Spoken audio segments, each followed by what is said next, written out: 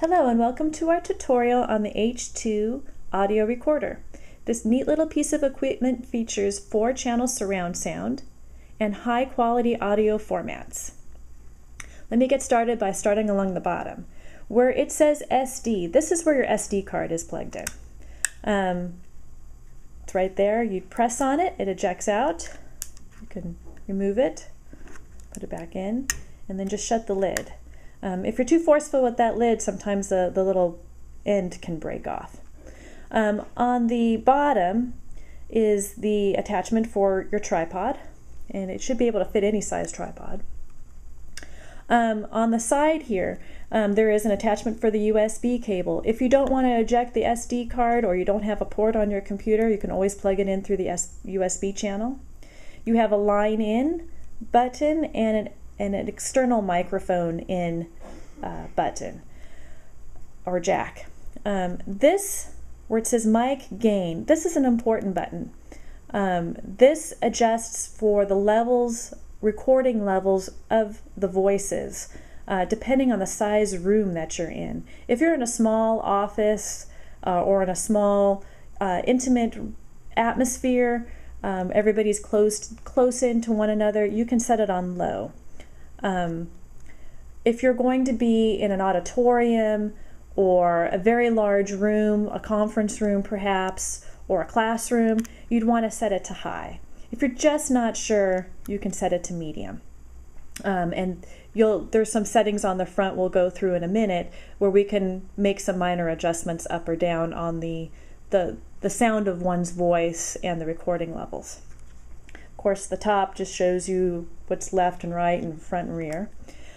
On the side, you have the phones line out. This is where you plug in your earphones, in your earbuds, and then the volume button that controls the volume for your earphones. This volume has nothing to do with the audio volume. This has just everything to do with the headphones. Then you have the DC jack, where you can plug in DC power. And I would plug in DC power, even though this has 2 AA batteries in it. The AA batteries save the settings. So long as the batteries are good, when the batteries start to fade, the settings are, you'll notice that the settings are not set. You'll have to reset them every time you turn this on. But if you're in a conference area or this is going to be set up on a table for an extended period of time, I always use the DC jack just to be on the safe side. This is where you turn it on. And as we turn this on, we will notice in just a moment that this is loading, that this red light comes on where it says mic active. This red light just means that this piece of equipment is turned on. It has nothing to do with the recording, whether it's recording or paused. This just means it's turned on. There are 2 microphones beneath this cover on the front, 2 microphones on the back, and then of course this is where just pull this down, and that's where the batteries are housed. And there's pretty long battery life on that. You shouldn't have a problem with that for quite some time.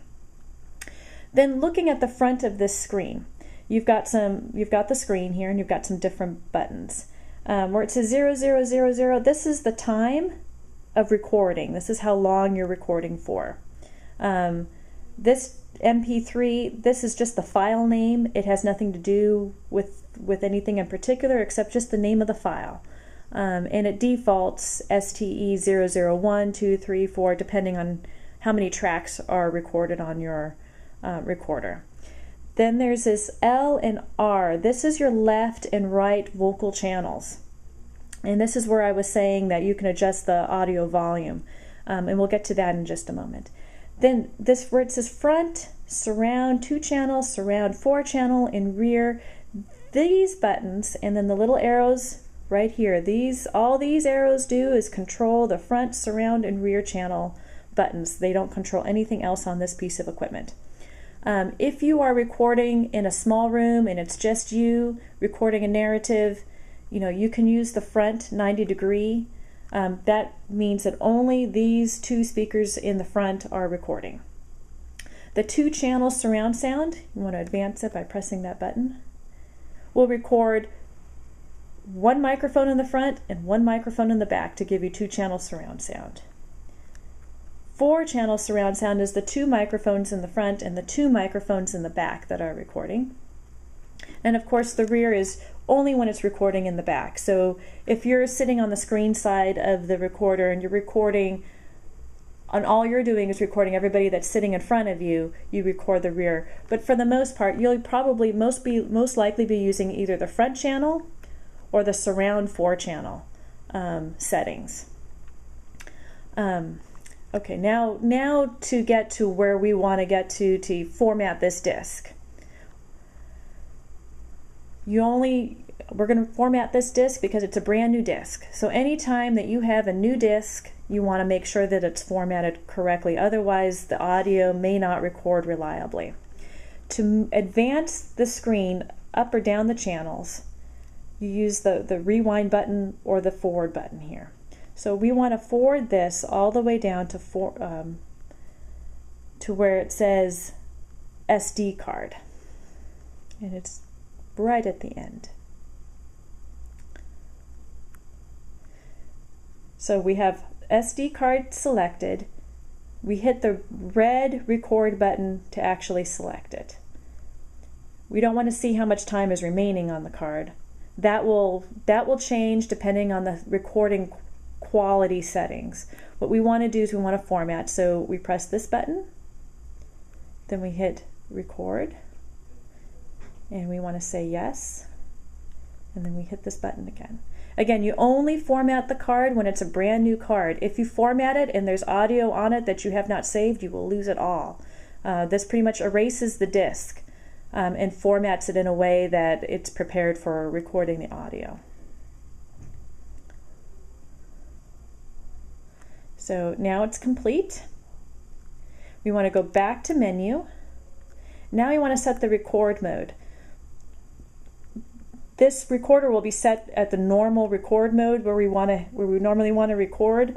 So long as the batteries are active and good, it should keep on this setting. But you'll notice this that the batteries are failing, and if you have to change the batteries, you want to know what the settings are supposed to be. We want to record it at the highest MP3 level that we possibly can, and that's going to be MP3 320. That records at 320 kbps.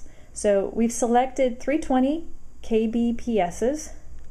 We hit the record button, and you will see in this area MP3 320 is the setting.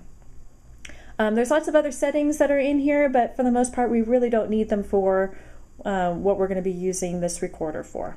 So when you're done, you just hit the menu button again. And at the bottom here you will see remaining. This means you have 27, according to this formatted disc, you have 27 hours, 49 minutes, and 39 seconds of recording time. Usually that's sufficient for lots of recording. And when you get ready to record, this is important to note.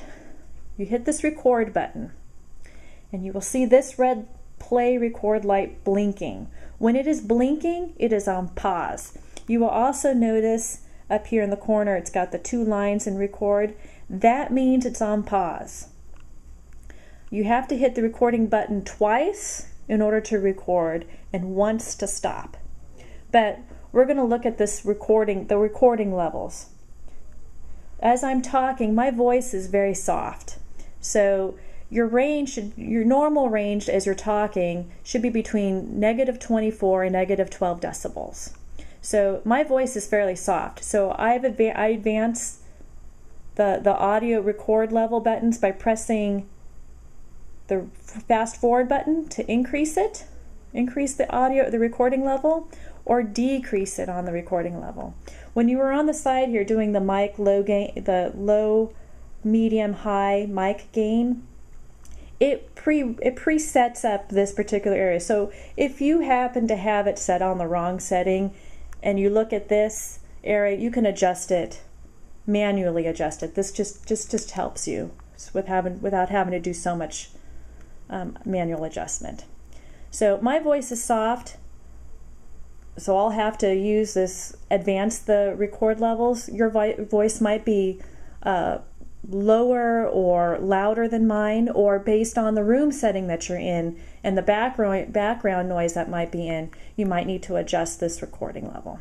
So once that's all done and you're ready to record, you hit the record button. And now you're recording. You can see the play record light is solid. This mic active button is still solid because it's still turned on. This has nothing to do with the recording level. And then on the side here, you'll see the circle and the record.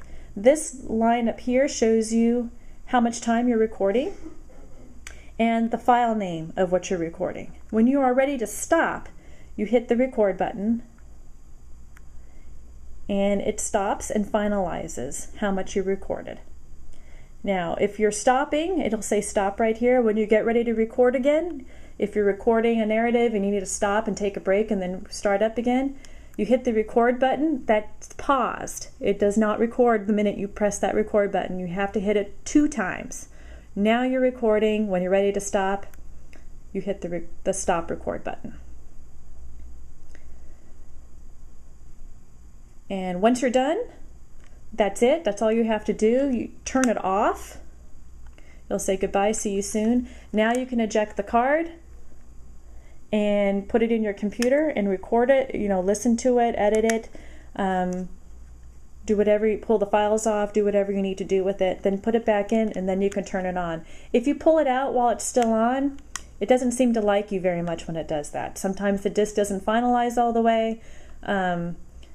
If this is on, when you put the disc in, it will tell you don't have a card. So it's important that this is off, that the piece of equipment is turned off when you are either inserting or ejecting the card. That's the conclusion of our tutorial, and if you have any questions, just let me know. Happy to help.